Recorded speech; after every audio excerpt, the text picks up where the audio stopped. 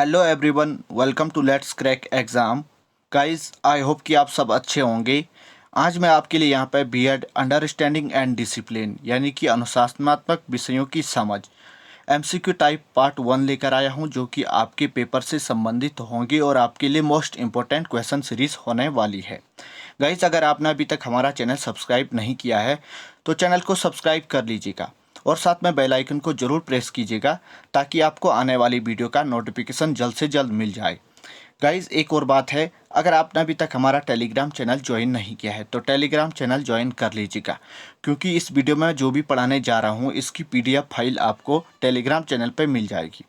Telegram channel का link मैं आपको वीडियो के डिस्क्रिप्शन में दे दूंगा, आप वहां से ज्वाइन कर सकते हैं। तो चलिए गाइज, बिना किसी देरी की आज की वीडियो को यहाँ से स्टार्ट कर लेते हैं। गाइज, जो सबसे पहला क्वेश्चन आपके सामने निकल कर आता है, वर्तमान में केंद्रित पाठ्यक्रम सर्वाधिक प्रचलित है। वर्तमान में डॉट डॉट डॉट केंद्रित पाठ्यक्रम सर्वाधिक प्रचलित है। तो देख लीजिएगा, वर्तमान में जो है कि पाठ्यक्रम क्या है, बच्चों पर आधारित है। बाल केंद्रित पाठ्यक्रम हमारे लिए सर्वाधिक प्रचलित है। तो आपका जो यहाँ पे ऑप्शन डी सही हो जाएगा। ऑप्शन डी यहाँ पे सही हो जाता है कि वर्तमान में डॉट डॉट डॉट केंद्रित पाठ्यक्रम सर्वाधिक प्रचलित है। तो बच्चों पर आधारित पाठ्यक्रम क्या है, सर्वाधिक प्रचलित है। इसका ऑप्शन आपका डी सही हो जाएगा। फिर जो नेक्स्ट क्वेश्चन है, पाठ्यक्रम के दायरे में शामिल है। तो यहाँ पे आप देख सकते हैं पाठ्यक्रम के दायरे में शामिल है। देखिए, ऑप्शन ए देख लीजिएगा, स्कूल की आंतरिक गतिविधियाँ। सेकंड है स्कूल की बाहरी गतिविधियाँ। सी है इन दोनों और डी है इनमें से कोई नहीं। तो पाठ्यक्रम के दायरे में जो शामिल है स्कूल की आंतरिक गतिविधियाँ, ये भी क्या होती है, पाठ्यक्रम के दायरे में शामिल होती है। पाठ्यक्रम में शामिल होती है कौन सी, स्कूल की आंतरिक गतिविधियाँ।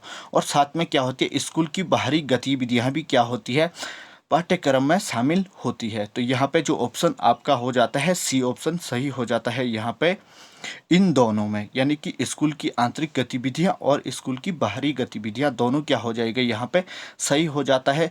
तो ऑप्शन सी यहाँ पे इन दोनों सही हो जाता है। फिर जो नेक्स्ट क्वेश्चन निकल कर आता है आपके सामने, पाठ्यचर्या विकास का आधार है। पाठ्यचर्या क्या है, विकास का आधार है। तो आप देख सकते हैं दार्शनिक, मनोवैज्ञानिक और समाजशास्त्रीय। पाठ्यचर्या विकास का आधार है दार्शनिक, मनोवैज्ञानिक, समाजशास्त्र और इन सभी, ये ऑप्शन आपके लिए दिए गए हैं। तो यहाँ पे जो होता है हमारा जो ऑप्शन हो जाएगा यहाँ पे डी वाला सही हो जाएगा। दार्शनिक भी होता है, पाठ्यचर्या विकास का आधार दार्शनिक भी होता है, मनोवैज्ञानिक भी होता है और समाजशास्त्रीय भी होता है। तो यहाँ पे जो होता है टोटल यहाँ पे डी वाला आपका सही निकल कर आ जाता है, ये सभी। फिर जो नेक्स्ट क्वेश्चन है, फोर्थ क्वेश्चन, छात्र पाठ्य पुस्तकों का उपयोग करते हैं। छात्र क्या करते हैं, पाठ्य पुस्तकों का उपयोग करते हैं। किन के लिए करते हैं, किसके लिए करते हैं, यहाँ पे देख लीजिएगा। खोज के लिए करते हैं, सीखने के अनुभव के लिए करते हैं और कक्षा काम करने के लिए करते हैं और ये सभी। तो यहाँ पे क्या होता है, छात्र पाठ्य पुस्तकों का उपयोग खोज के लिए भी करते हैं, सीखने के अनुभव के लिए भी करते हैं और कक्षा का काम करने के लिए भी करते हैं। तो ऑप्शन यहाँ पे डी, इसका भी डी ऑप्शन सही हो जाएगा, ये सभी। फिर जो नेक्स्ट क्वेश्चन निकल कर आता है, पाठ्य पुस्तक किसमें सहायता करती है। पाठ्य पुस्तक किसमें सहायता करती है, देख लीजिएगा। स्वाध्याय में करती है, प्रणाली और अनुशासन स्थापित करना में करती है और समय की बचत, उपरोक्त सभी। तो पाठ्य पुस्तक इनमें से सहायता सभी में करती है। स्वाध्याय में भी क्या करती है, पाठ्य पुस्तक छात्र की सहायता करती है और प्रणाली और अनुशासन बनाए रखने भी क्या करती हैं, पाठ्य पुस्तक छात्र का सहायता करती है और समय की बचत करने में भी क्या होती है, पाठ्य पुस्तक सहायक होती है। तो इसका ऑप्शन डी सही हो जाता है, उपरोक्त सभी। फिर जो नेक्स्ट क्वेश्चन है, एक अच्छी पाठ्य पुस्तक होनी चाहिए। एक अच्छी पाठ्य पुस्तक कैसी होनी चाहिए हमें बताना है। तो एक अच्छी पाठ्य पुस्तक होनी चाहिए आर्थिक कीमत है, यानी कि क्या होता है, आर्थिक कीमती नहीं होनी चाहिए, ठीक है। फिर क्या होती है, कागज और छपाई में उपयुक्त हो, कागज और छपाई क्या हो, दोनों क्या होते, उच्च क्वालिटी के हो।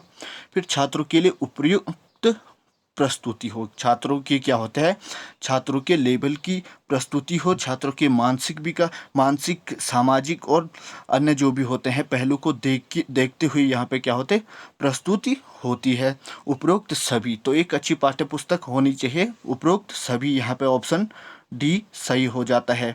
एक आर्थिक कीमत की भी होनी चाहिए, कागज और छपाई में उपयुक्त होनी चाहिए, छात्रों के लिए उपयुक्त प्रस्तुति भी होनी चाहिए, तो इसका ऑप्शन डी आपका सही हो जाता है। फिर जो नेक्स्ट क्वेश्चन निकल कर आता है आपके सामने, पाठ्य पुस्तक का मुख्य दोष है। पाठ्य पुस्तक का मुख्य दोष है, देख लीजिएगा, ऑप्शन निरस्ता, बी है सुदृढ़ीकरण, सी है मनोवैज्ञानिक व्यवस्था, और तीसरा है डी है सभी। तो यहाँ पे क्या हो जाता है, यहाँ पे सुदृढ़ीकरण पाठ्य पुस्तक का दोष नहीं होता है, समझे आप। मनोवैज्ञानिक व्यवस्था भी क्या होते हैं, पाठ्य पुस्तक का दोष नहीं होता है। तो ऑप्शन क्या बचा हमारे पास, ए। तो ऑप्शन ए क्या होता है, निरस्ता क्या होती है, पाठ्य पुस्तक का मुख्य दोष होती है, ठीक है। फिर जो नेक्स्ट क्वेश्चन है, एक शिक्षक पाठ्य पुस्तक का उपयोग करता है। तो एक शिक्षक पाठ्य पुस्तक का उपयोग क्यों करता है, हमें बताना है यहाँ पे। तो पाठ्य योजना में, ऑप्शन ए है पाठ्य योजना, ऑप्शन बी है अध्ययन, सी है शिक्षा निर्देश, डी है सभी। तो क्या होता है, एक शिक्षक पाठ्य पुस्तक का उपयोग करता है, किसके लिए करता है, पाठ्य योजना बनाने के लिए करता है, अध्ययन करने के लिए करता है, दिशा निर्देशन के लिए करता है। तो यहाँ पे ऑप्शन हमारा डी सही हो जाता है, सभी। पाठ्य योजना के लिए भी करता है, अध्ययन के लिए भी, और कक्षा निर्देशन के लिए भी क्या करता है, शिक्षक पाठ्य पुस्तक का उपयोग करता है। तो ऑप्शन डी यहाँ पे सही हो जाता है। फिर जो नेक्स्ट क्वेश्चन है, पाठ्य पुस्तक का प्रयोग किसके द्वारा किया जाता है।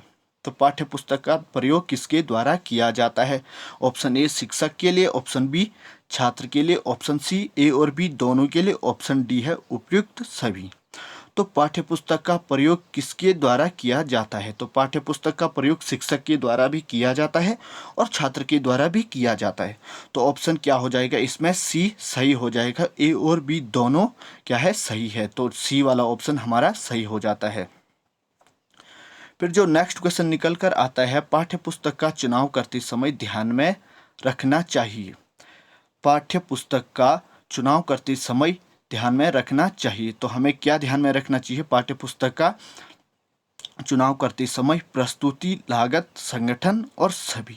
यानी कि प्रस्तुति भी क्या होती है, प्रस्तुतिकरण को भी क्या करना, ध्यान में रखा जाना चाहिए, और लागत को भी ध्यान में रखा जाना चाहिए, क्योंकि लागत कम होगी तो ऑब्वियसली यहाँ पे सभी पुस्तकें क्या होते, पाठ्य पुस्तक का चुनाव करते हैं। पाठ्य पुस्तक का चुनाव करते समय क्या होना चाहिए, लागत भी होना चाहिए, कि जब पाठ्य पुस्तक की लागत कम होगी तो ऑब्वियसली सभी स्टूडेंट खरीदने में सक्षम होंगे। और संगठन भी क्या होता है, पाठ्य पुस्तक का चुनाव करने में ध्यान में रखा जाना चाहिए। तो ऑप्शन इसका हमारा क्या हो जाता है, सी डी सही हो जाता है, सभी। डी वाला ऑप्शन सही हो जाता है। फिर जो नेक्स्ट क्वेश्चन है यहाँ पे, पाठ्य पुस्तक कक्षा में उपयोग के लिए निर्दिष्ट एक पुस्तक है, यह कथन किसने कहा है। तो 11वां वाला देख लीजिएगा, पाठ्य पुस्तक कक्षा में उपयोग के लिए निर्दिष्ट एक पुस्तक है, यह कथन किसने कहा था। तो ये कहा था आपके बैकन महोदय ने कहा था। बैकन ने कहा था कि पाठ्य पुस्तक कक्षा में उपयोग के लिए निर्दिष्ट एक पुस्तक है, यह कथन किसने कहा था, तो बैकन ने कहा था, ठीक है। फिर जो 12वां वाला क्वेश्चन देख लीजिएगा, सच्चा ज्ञान विचारों और रूप की आध्यात्मिक प्रणाली को महसूस करना है, आत्मा और ईश्वर की, यह कथन किसके द्वारा कहा गया।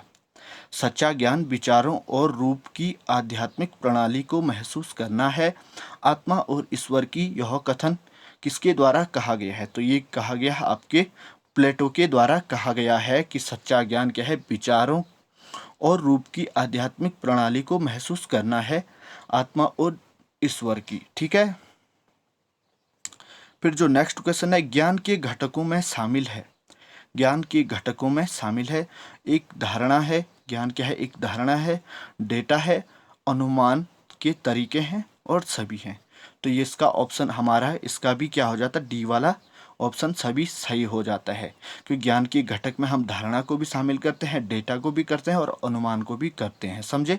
फिर जो नेक्स्ट क्वेश्चन निकल कर आता है आपके सामने, रसेल द्वारा प्रतिपादित ज्ञान का सिद्धांत अनिवार्य रूप से है।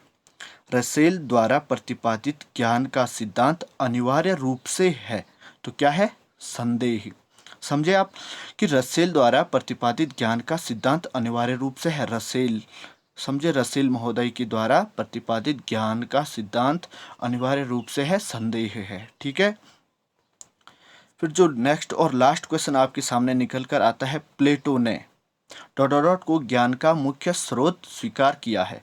प्लेटो ने डॉट डॉट डॉट को ज्ञान का मुख्य स्रोत स्वीकार किया है। तो इसका जो ऑप्शन हमारा हो जाता है सी वाला, इसका ऑप्शन सही होता है। प्लेटो ने ज्ञान को ज्ञान का मुख्य स्रोत स्वीकार किया है। समझे, यहाँ पे जो कि प्लेटो महोदय ने क्या किया है, ज्ञान को ज्ञान का मुख्य स्रोत के रूप में स्वीकार किया है। तो गाइस, आज की वीडियो यहीं पे समाप्त होती है। अगर आपको हमारी वीडियो पसंद आई तो प्लीज़ गाइस चैनल को सब्सक्राइब कर लीजिएगा और हमारा टेलीग्राम चैनल ज्वाइन कर लीजिएगा, ताकि इस वीडियो की आपको जो PDF फाइल है वो हमारे टेलीग्राम चैनल में मैं आपको प्रोवाइड कर सकूं। तो चलिए गाइस, थैंक्स फॉर वॉचिंग।